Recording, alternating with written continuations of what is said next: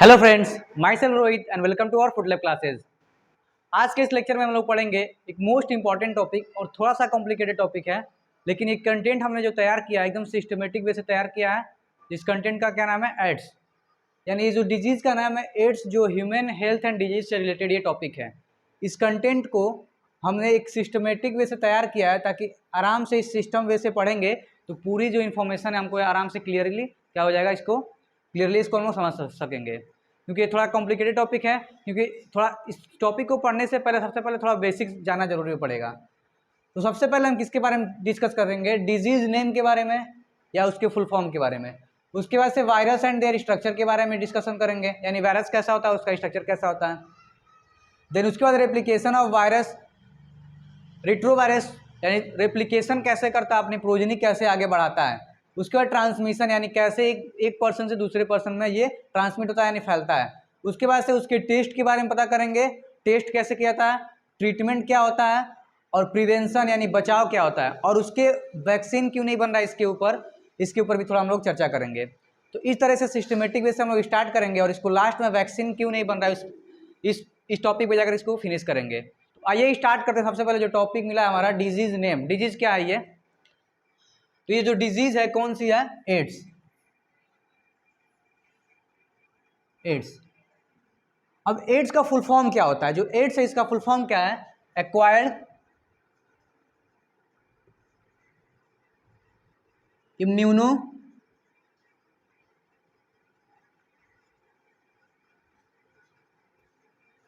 Deficiency syndrome. पहले हम इस पे चर्चा कर रहे हैं डिजीज नेम के बारे में, यानी एक्वायर्ड इम्यूनो डिफिशियंसी सिंड्रोम इस डिजीज का नाम है। अब इसका थोड़ा मीनिंग समझते हैं हम लोग। एक्वायर्ड का मतलब क्या होता है, यानी ये क्या करता है? डिफिशियंसी करता है। एक्वायर्ड इम्यूनिटी क्या करता है? ये एक्वायर्ड जो इम्यूनिटी इसको क्या करेगा? डिक्रीज करेगा, सॉरी डिफिशियंसी करेगा, यानी इसको क्या करेगा? वीक करेगा। तो इसमें होता क्या, जो एक्वायर्ड इम्यूनिटी क्या होती है? एक्वायर्ड इम्यूनिटी का मतलब होता है ऐसी इम्यूनिटी जो क्या करती है, किसी जो भी पैथोजन हमारे बॉडी में एंटर करता है तो पैथोजन को पढ़ करके, उसको रीड करके, जो हमारी बॉडी के जो माइक्रोफेजेस होते हैं जो क्या करते हैं, एंटीबॉडी बनाते हैं, उनको क्या करता है? ये वीक कर देता है। तो एक्वायर्ड का मतलब क्या होता है? जो एंटीबॉडी पैथोजन, जैसे मान के चलिए ये हमारा ये होस्ट की बॉडी है, ये कोई मान लीजिए क्या है? होस्ट है, होस्ट की बॉडी है, और बाहर से कोई पैथोजन एंटर कर रहा है, मान लीजिए कोई वायरस एंटर कर रहा है, कोई बैक्टीरिया एंटर कर रहा है, कुछ भी जो एंटर कर रहा है, ये पैथोजन क्या हो सकता है? वायरस हो सकता है, बैक्टीरिया हो सकती है, ये अदर चीज़ें, कोई भी चीज़ें हो सकते हैं जो एंटर जैसे करते हैं ये, तो हमारी बॉडी क्या करती है? उसके अगेंस्ट एंटीबॉडी बनाती है। तो ये जो एंटीबॉडी हमारी बॉडी बना रही है तो वो किसका पार्ट है? एक्वायर्ड इम्यूनिटी के पार्ट है। जो हमारे जो भी पैथोजन हमारे बॉडी में एंटर करते हैं तो इसके अगेंस्ट क्या बनता है? यहाँ पे एंटीबॉडी बनता है जो इस पैथोजन को किल करके खत्म कर देगा।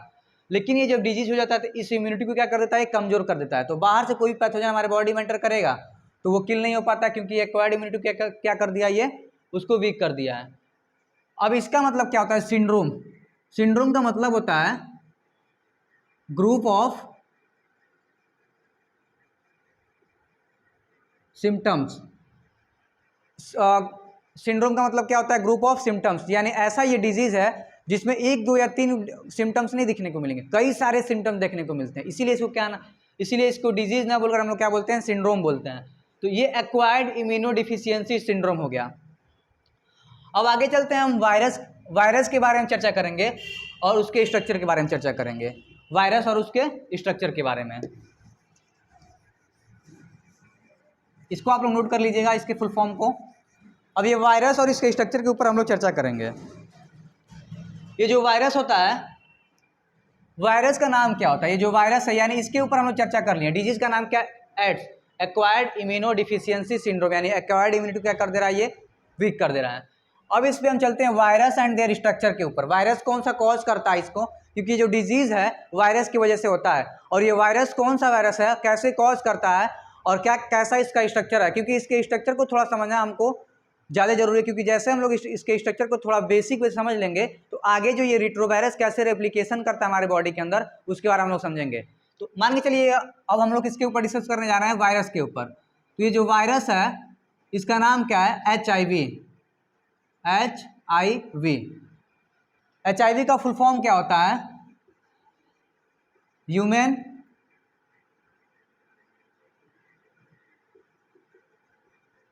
Immuno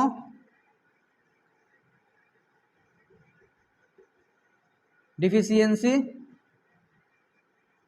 virus. यानी ये ऐसा वायरस है जिसका नाम क्या है? HIV, जो ह्यूमन इम्यूनो डिफिशियंसी वायरस है। ह्यूमन के यानी जो ह्यूमन होते हैं उनके इम्यून सिस्टम को क्या कर देता है? ये कमजोर कर देता है, वीक कर देता है। ये इसका फुल फॉर्म हो गया। उसके बाद से ये जो HIV वायरस है किस ग्रुप से बिलोंग करता है? तो ये रिट्रो वायरस के ग्रुप से बिलोंग करता है।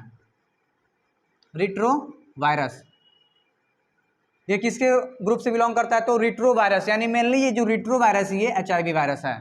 ये जो रिट्रो वायरस है क्या कॉज करता है? एड्स कॉज करता है। तो ये तो HIV वायरस का नाम हो गया, उसका फुल फॉर्म हो गया, किस ग्रुप से बिलोंग कर रहा है? तो रिट्रो वायरस ग्रुप से बिलोंग कर रहा है, यानी रिट्रो वायरस है। अब इसके स्ट्रक्चर को थोड़ा समझना जरूरी है, क्योंकि इसके स्ट्रक्चर को जब हम लोग समझ जाएंगे तो आगे कैसे ये बॉडी के अंदर रेप्लिकेट करता है उसके बारे में हम लोग इजीली समझेंगे। तो चलिए हम अब इसके स्ट्रक्चर को समझते हैं। स्ट्रक्चर क्या होता है इसका? इस वायरस का स्ट्रक्चर कैसा है? तो मान के चलिए सपोज करिए ये वायरस है।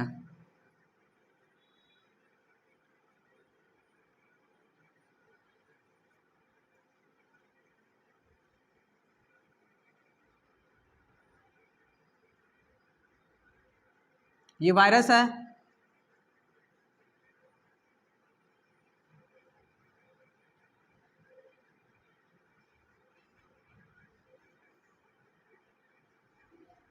एकदम सिस्टमेटिक वे से हम लोग समझेंगे और इसको आराम से बेसिक तरीके से, क्योंकि इंपॉर्टेंट टॉपिक है ये।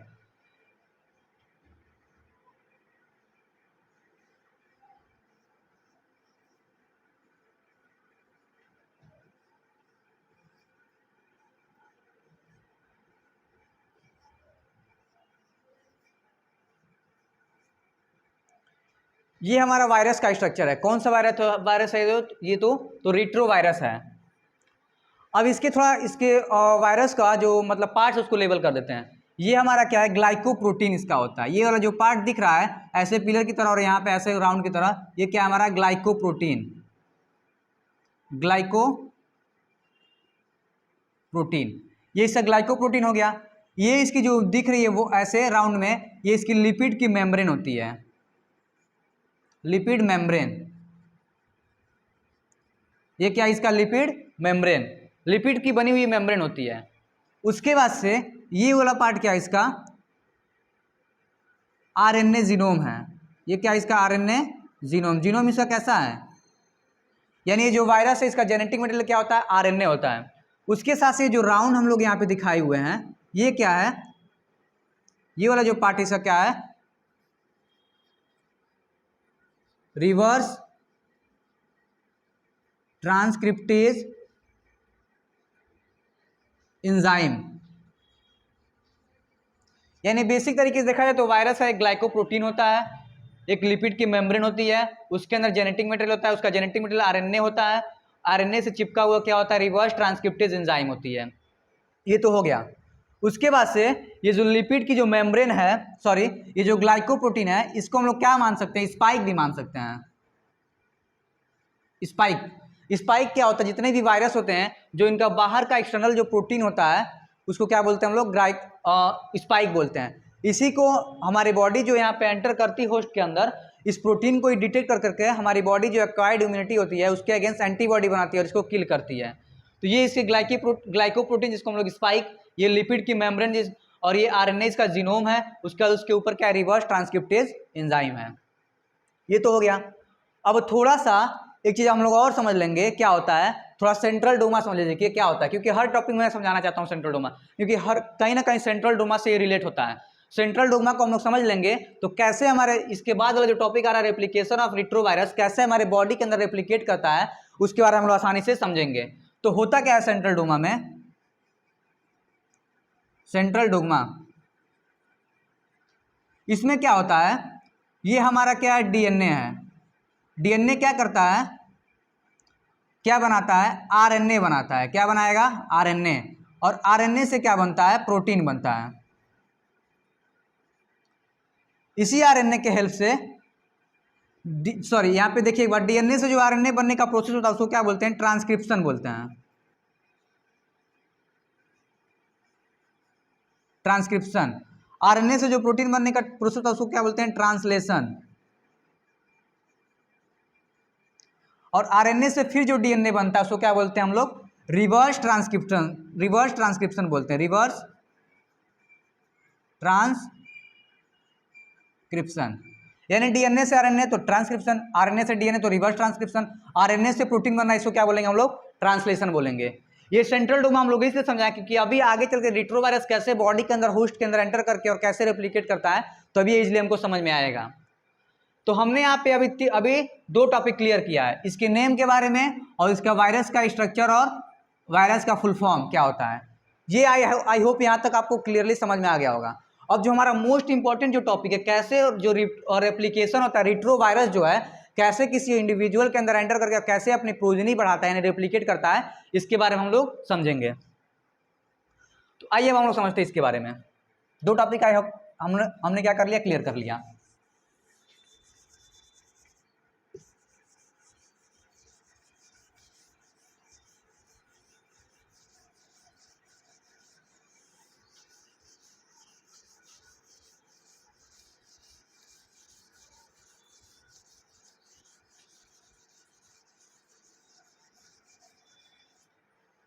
दो टॉपिक क्लियर हो गया, तो अब हम बढ़ते हैं रेप्लिकेशन ऑफ रिट्रोवायरस, जो मोस्ट इंपॉर्टेंट टॉपिक है।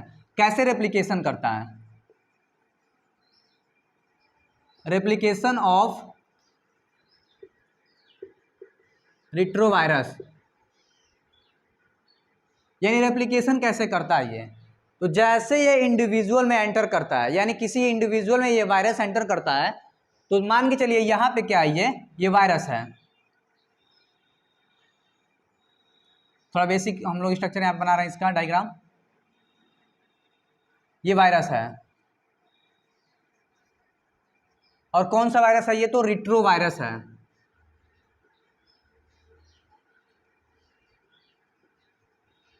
ये जो रिट्रो वायरस है सबसे पहले कहाँ पे एंटर करेगा? ये तो किसी होस्ट के अंदर जा रहा है। किसके अंदर जा रहा है ये? तो किसी होस्ट। होस्ट मतलब क्या होता है? जैसे मान लीजिए हमारे अंदर आ गया तो हम उसके होस्ट हो गए, जिसके भी अंदर जाएगा वो उसका क्या हो जाएगा? होस्ट हो जाएगा। तो किसी होस्ट बॉडी के अंदर क्या कर रहा है? ये एंटर कर रहा है, यानी उसके अंदर अब ये एंटर कर रहा है। होस्ट बॉडी के अंदर एंटर करने के बाद अब ये सबसे पहले किस पार्ट में जाता है? वो तो उसके मैक्रोफेज पे अटैक करता है। एंटर कहाँ करेगा फिर उसके बाद?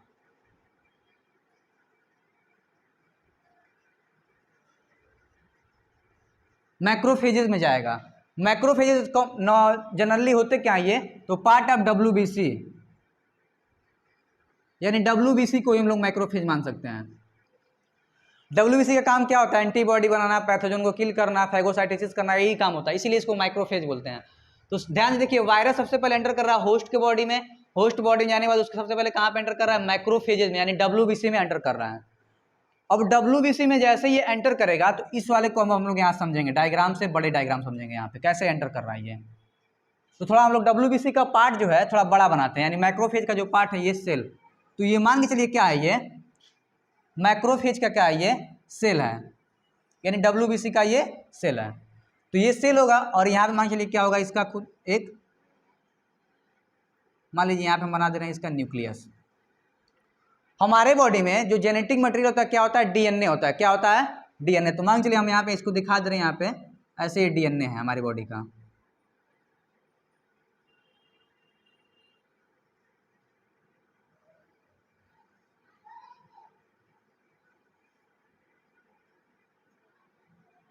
यानी जिस होस्ट बॉडी के अंदर पहुंचा है उसके डब्ल्यूबीसी का ये सेल का स्ट्रक्चर है, ये डब्ल्यूबीसी है, और डब्ल्यूबीसी में क्या? ये उसका न्यूक्लियस है। तो ये वाला पार्ट क्या हो गया? इसका न्यूक्लियस। न्यूक्लियस पता है, विच कंटेन जेनेटिक मटेरियल। उसके बाद ये वाला पार्ट क्या हो गया? साइटोप्लाज्म हो गया। ये क्या हो गया? साइटोप्लाज्म। ये साइटोप्लाज्म हो गया। तो जैसे ये डब्ल्यूबीसी में एंटर करता है, डब्ल्यूबीसी वाला सेल है, जैसे उसके अंदर एंटर करेगा तो मान के चलिए यहाँ पे वायरस क्या हो चुका है? एंटर कर चुका है।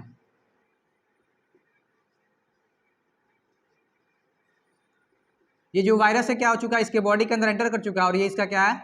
जेनेटिक मटेरियल है। क्या होता है जनरली इसका जेनेटिक मटेरियल? आरएनए होता है, पता ही है। और उसके पास क्या होता है? रिवर्स ट्रांसक्रिप्टेज एंजाइम होता है, रिवर्स ट्रांसक्रिप्टेज एंजाइम, ये पता ही था, उसके ऊपर ऐसे अटैच होता है। तो जैसे ये जो वायरस है बॉडी के अंदर एंटर करेगा तो with the help of the reverse transcriptase enzyme ये अपने आरएनए को इसमें कन्वर्ट कर देगा, डीएनए में कन्वर्ट कर देगा। ये अपने आरएनए किस में कन्वर्ट कर दे रहा है, डीएनए में। किसके हेल्प से, तो रिवर्स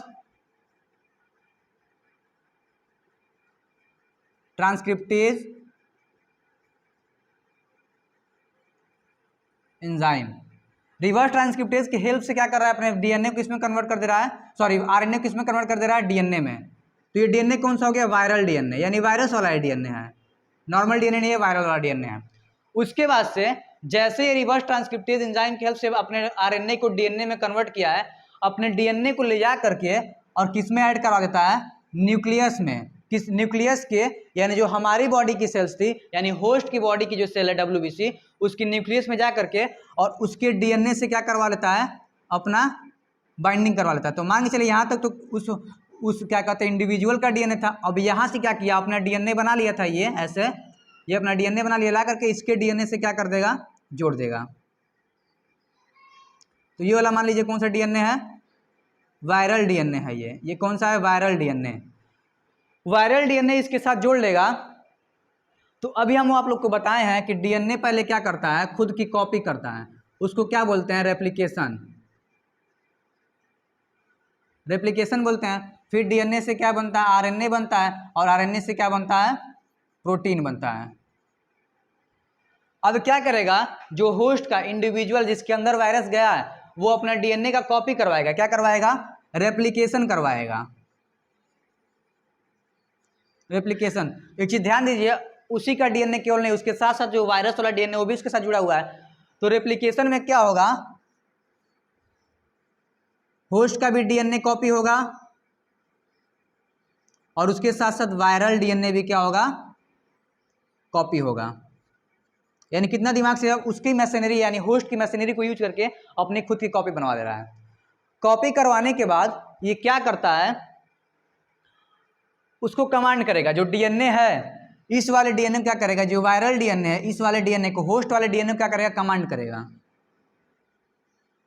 कमांड करेगा और उसको उससे क्या करवाएगा, अपना सारा चीज क्या करवा लेगा, बना लेगा। यानी इसकी बॉडी में क्या थी, लिपिड की मेम्ब्रेन थी, ग्लाइकोप्रोटीन था और आरएनए था। तो उसको कमांड करवा के डीएनए को, होस्ट के डीएनए को, उससे अपना सारा मटेरियल क्या करवा लेगा, बना लेगा यहाँ से। तो क्या क्या बना ले रहा है, अपना लिपिड बना ले रहा है, उसके साथ से उसी से क्या बनवा ले रहा है, अपना आरएनए बनवा ले रहा है, और उसी से क्या बना ले रहा है, प्रोटीन। सारी चीजें अपना बनवा लिया और इन तीनों के हेल्प से क्या करेगा ये अपना। अब देखिए बहुत सारे डीएनए के कॉपी हुए होंगे उसी तरह, तो बहुत सारे डीएनए कॉपी होंगे तो उसके हेल्प से अपना ये सारा चीज बना ले रहा है। तो इसके हेल्प से क्या कर लेगा, ये नया वायरस, न्यू वायरस बनाएगा।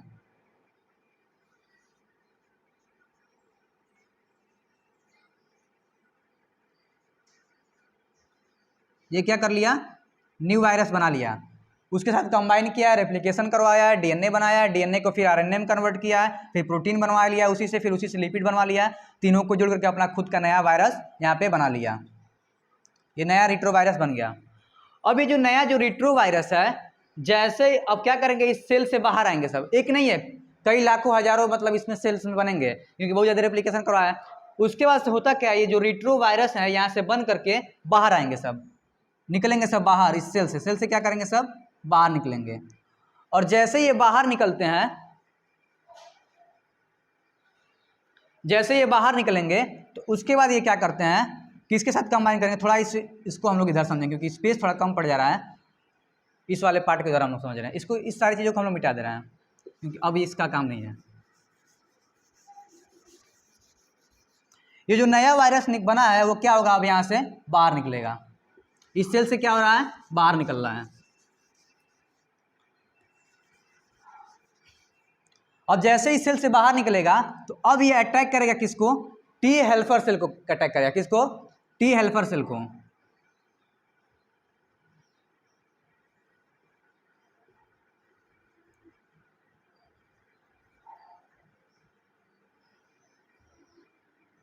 टी हेल्पर सेल को अटैक कर रहा है। टी हेल्पर सेल भी किसका पार्ट है, डब्ल्यूबीसी का पार्ट होता है। अभी क्या करेगा, टी हेल्पर सेल के साथ क्या करेगा, टी हेल्पर सेल के साथ क्या करेगा, कंबाइन करेगा और अपनी वहां पे क्या करेगा, प्रोजनी को खूब ज़्यादा बढ़ाएगा। प्रोजनी ज़्यादा बढ़ा लिया, प्रोजनी क्या कर लिया, ज़्यादा बढ़ा लिया। जो टी हेल्पर सेल होता है प्रोजनी को आगे बढ़ा लिया, उसके बाद से क्या करेगा, वहां से निकल करके जो अदर जो टी हेल्पर सेल है उनके साथ क्या करेगा, ये कंबाइन करेगा। टी हेल्पर सेल बता ही दें किसका पार्ट होता है, डब्ल्यूबीसी का। थोड़ा एक बार इसका फंक्शन समझ लीजिए, टी हेल्पर सेल क्या करता है। टी जो हेल्पर सेल है ये किसको एक्टिवेट करता है, तो टी सेल को और बी सेल को, जिसको हम टी लिम्फोसाइट और बी लिम्फोसाइट भी बोलते हैं। T helper cell, T lymphocyte cell, B lymphocyte cell, ये सारे किसके पार्ट हैं, डब्ल्यूबीसी के ही पार्ट होते हैं। तो टी हेल्पर सेल को क्या करेगा, ये टी हेल्पर के साथ कंबाइन हो रहा है और अपनी प्रोजनी बढ़ा करके दूसरे टी हेल्पर के साथ जाकर के मिलकर क्या कर रहा है, इनकी नंबर क्या कर दे रहा है, नंबर की क्या करेगा, ये घटा देगा, डिक्रीज कर देगा। अब यहाँ पे इसका फंक्शन समझिए, टी जो हेल्पर सेल होता है क्या करता है, इसको एक्टिवेट करता है। किसको एक्टिवेट करता है, टी सेल को और बी सेल को। बी सेल क्या करती है, एंटीबॉडी बनाती है, हमारे बॉडी के अंदर क्या करती है, एंटीबॉडी। और टी सेल क्या करता है, इसको हेल्प करता है। तो आप ही यहाँ पे कॉमन सेंस लगाइए। अब देखिए क्या क्या होता है, ये प्रोजनी टी हेल्पर सेल के साथ मिलकर के, टी हेल्पर सेल के साथ मिलकर के कंबाइन होकर के प्रोजनी बढ़ा लिया। प्रोजनी बढ़ाने के बाद क्या करता है, इनकी जो संख्या होती है, नंबर था टी हेल्पर सेल की, क्या करता है, डिक्रीज कर देगा। अब ये जब डिक्रीज हो गया नंबर, तो टी सेल को और बी सेल को एक्टिवेट करने के लिए ज़्यादा टी हेल्पर सेल है नहीं बॉडी में। इन दोनों को सेल को एक्टिवेट करने के लिए कोई दूसरी सेल टी हेल्पर सेल ज़्यादा बची नहीं है। तो जब ज़्यादा बची नहीं है तो ये दोनों एक्टिव हो नहीं पाएंगे, और ये जो दोनों एक्टिव नहीं हो पाएंगे तो ध्यान देखिए, बी लिम्फोसाइट क्या करता है, एंटीबॉडी बनाता है, और टी क्या करता है, हेल्प करता है। तो दोनों जब एक्टिव ही नहीं है तो हमारे बॉडी में कोई भी पैथोजन एंटर करेगा उसके अगेंस्ट एंटीबॉडी नहीं बन पाएगा। इस तरह से ये वायरस क्या करता है, एंटर करता है और पूरा रेप्लिकेशन करने के बाद टी हेल्पर सेल की नंबर को डिक्रीज करके टी लिम्फोसाइट और बी लिम्फोसाइट को एक्टिवेट नहीं होने देता है, जिसकी वजह से हमारे बॉडी में कोई एंटीबॉडी यहाँ पे नहीं बन पाती। यहाँ पे कोई भी एंटीबॉडी बन ही नहीं पाएगा। और हमको नॉर्मली कोई भी पैथोजन हमारे बॉडी में एंटर करेगा, जब जिस समय हम लोग को एड्स हुआ रहेगा या किसी को भी एड्स हुआ रहेगा, उसको क्या होगा, इसकी टी हेल्पर सेल तो है नहीं ज़्यादा नंबर में, जिसकी वजह से टी सेल और बी सेल भी एक्टिवेट नहीं हो पा रहे हैं, जिसकी वजह से कोई भी पैथोजन बॉडी में एंटर करेगा उसके अगेंस्ट एंटीबॉडी नहीं बन पाएगा और उसको कई सारे सिम्टम देखने को मिलते हैं। ये था हमारा उसका रेप्लिकेशन का प्रोसेस, कैसे रेप्लिकेट करता है और कैसे प्रोजनी बढ़ाता है और किस तरह से हमारे बॉडी के इम्यून सिस्टम को वीक करता है। अब हमारी बॉडी की इम्यून सिस्टम क्या हो चुकी रहेगी, वीक हो जाएगी, तो एंटीबॉडी यहाँ पे बन नहीं पाएगा।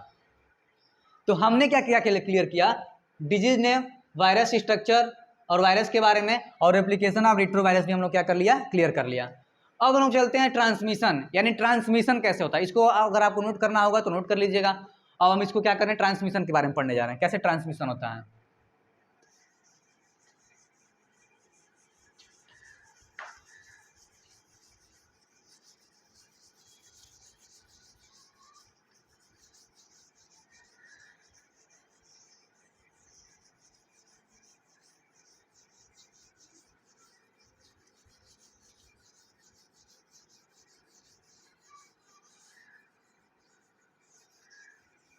ट्रांसमिशन का मतलब होता है कैसे ये फैलता है, एक जगह दूसरी जगह कैसे फैलता है। तो ट्रांसमिशन के ऊपर डिस्कस करेंगे, ट्रांसमिशन कैसे होता है। तो सबसे पहला पॉइंट कैसे होता है ये, तो by body fluid, bye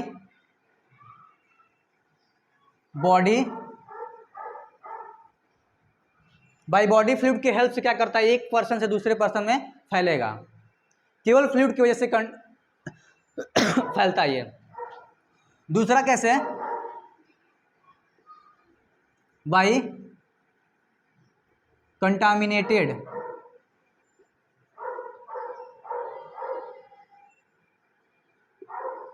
syringe and needle. Contaminated syringe और नीडल केवल के हेल्प से भी क्या होता है, ये फैलता है। मतलब किसी पर्सन को अगर सिरिंज लगाया जा रहा है और वही सिरिंज दूसरे पर्सन को लगा दिया जाएगा, और जिस पर्सन को लगाया गया था उसको पहले से अगर एड्स हुआ है तो ये वायरस निकल करके उसके बारे बॉडी में जा सकता है। उसके बाद बाय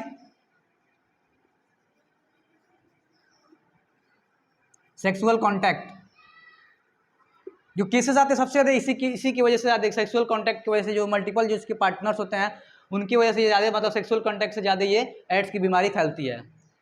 उसके बाद से भाई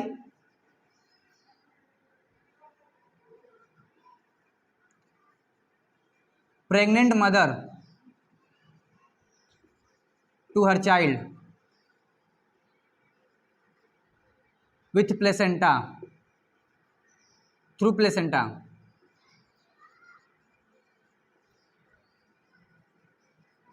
यानी जो प्रेग्नेंट मदर है उसके बेबी को भी एड्स हो जाएगा, किसकी वजह से?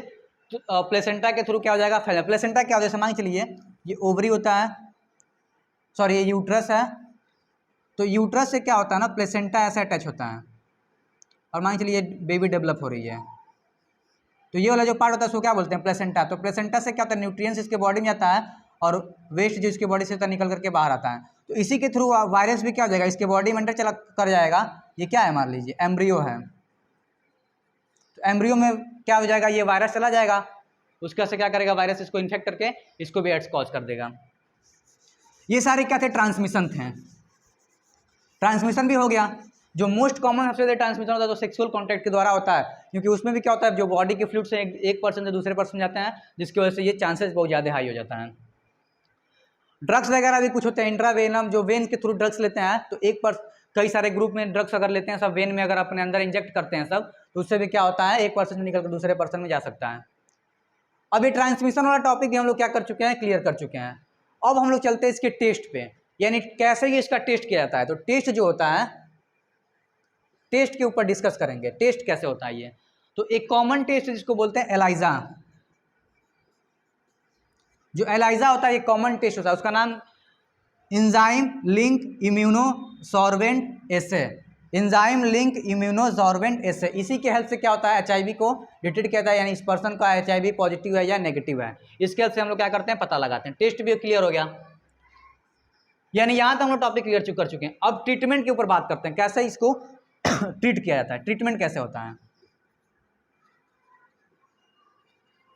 जो ट्रीटमेंट होता है इसका, एक ड्रग्स जो होता है इसका यूज किया जाता है, जिसका नाम क्या है? एजाइडोथाइमिडीन।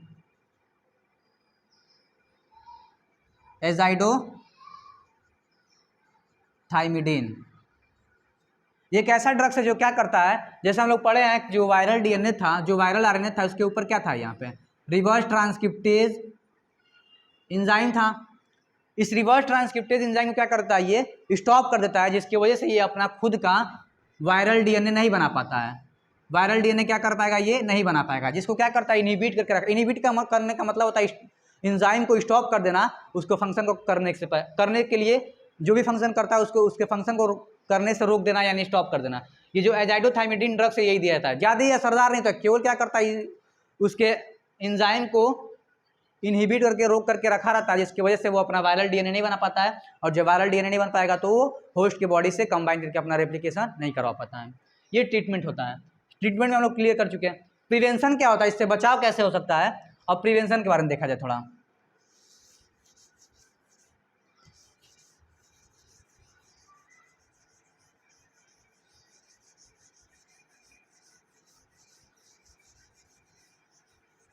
इस कंटेंट को हम लोगों ने एकदम सिस्टमेटिक वे से तैयार किया, ताकि सारी चीज़ें, कोई भी चीज़ें एनसीईआरटी के साथ साथ थोड़ा एक्स्ट्रा नॉलेज भी और बेसिक नॉलेज भी लेकर चलेंगे। इसके बाद प्रिवेंशन कैसे होता है? By use of disposal. Prevention कैसे होगा? बाय यूज ऑफ डिस्पोजल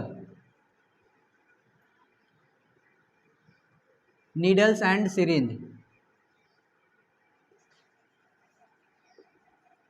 यानी जो भी नीडल्स और सिरिंज का यूज करेंगे उसको केवल एक बार यूज करके उसको क्या करके डिस्पोज कर देंगे, यानी उसको वेस्ट में डाल देंगे, क्योंकि एक पर्सन से बार बार दूसरे पर्सन उसी से यूज करेंगे तो क्या होगा? ये फैलेगा।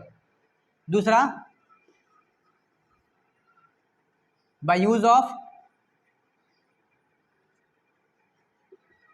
कंट्रासेप्टिव, यानी जो कंट्रासेप्टिव्स होते हैं जो फिजिकल बैरियर होते हैं उसको क्या करेंगे? यूज करेंगे। सेक्सुअल कंटेंट के दौरान क्या करते हैं? जो सेक्सुअल कंटेंट के दौरान जो मतलब फिजिकल जो बैरियर होते हैं, जो बॉडी को फ्लूइड को एक पर्सन दूसरे पर्सन में जाने से रोकते हैं, उसको यूज करेंगे। लाइक जैसे क्या है? कॉन्डम्स, इसका इस्तेमाल करके। उसके बाद से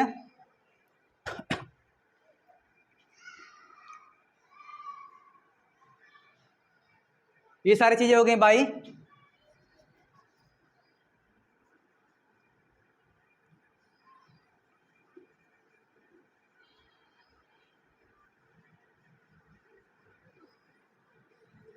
बाई गिविंग नॉलेज टू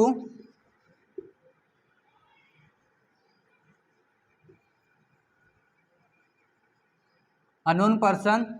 वो अननोन पर्सन कौन होता है? जो जिसको इसके बारे में पता नहीं है, उसको कैसे मतलब डिजीज फैलती है, कैसे क्या होता है, उसको ये देख करके हम लोग क्या कर सकते हैं, इसको बता सकते हैं। ये सारी चीज़ें हम लोग यूज करके क्या कर सकते हैं, हम लोग किसी भी पर्सन को बचा सकते हैं, यानी या खुद की मतलब क्या कर सकते हैं, सेफ्टी कर सकते हैं इन सारी चीज़ों को यूज करके। उसके बाद से लास्ट हमारा जो टॉपिक बच रहा है क्या है, तो वैक्सीन, यानी क्यों इसके ऊपर वैक्सीन बन नहीं पा रहा है। तो सबसे पहले हम लोग क्लियर किए थे यहाँ पे, आइए वैक्सीन को हम लोग क्लियर करते हैं, क्यों इसका वैक्सीन आखिर यहाँ पे नॉट अवेलेबल है, क्यों इसकी वैक्सीन अवेलेबल नहीं है।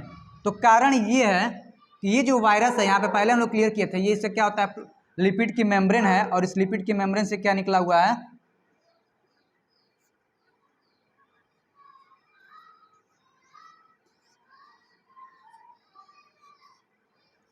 यहाँ पे इसका आरएनए है, ये आरएनए के ऊपर यहाँ पे क्या है, इसका रिवर्स ट्रांसक्रिप्टेज एंजाइम ये है, और ये इसका क्या है, ग्लाइकोप्रोटीन,